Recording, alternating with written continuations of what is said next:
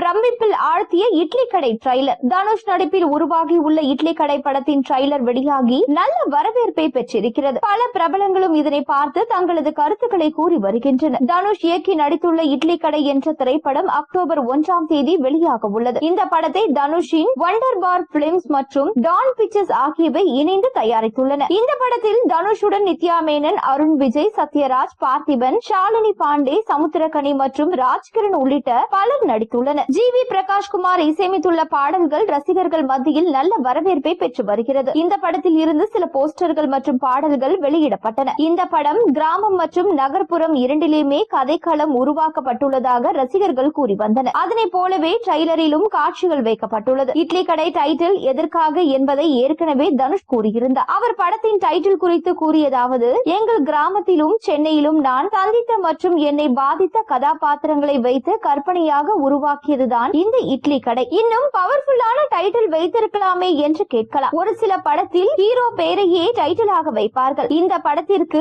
இட்லி கடை தான் ஹீரோ, அதனால் தான் இப்படத்திற்கு இட்லி கடை என பெயர் வைத்துள்ளோம் என்றார். இப்பொழுது வெளியான ட்ரைலரை பார்க்கும் பொழுது டைட்டில் பொருத்தமாக இருப்பதாகவும் கூறி வருகின்றனர். இந்த ட்ரைலரை பார்த்த பிரபலங்கள் தனுஷிற்கு வாழ்த்துக்களை சமூக வலைதளங்களில் கூறி வருகின்றனர். சில முக்கிய பிரபலங்களும் ஏற்கனவே காண்பித்து விட்டாராம் தனுஷ். தற்பொழுது பிரம்மாண்டமாக கோயம்புத்தூரில் ட்ரைலர் வெளியீட்டு விழா நடைபெற்று வருகிறது. தனுஷ் நடிப்பில் கடைசியாக வெளிவந்த ராயன் மற்றும் குபேரா படங்கள் எதிர்பார்த்த வெற்றியை கொடுத்துள்ளன. இந்த நிலையில் இட்லி கடை திரைப்படம் அக்டோபர் 1ஆம் தேதி வெளியாக உள்ளது. அதைத் தொடர்ந்து ஹிந்தியில் தேரே இஷ்க் மெயின் என்ற படத்தில் தனுஷ் நடித்து வருகிறார்.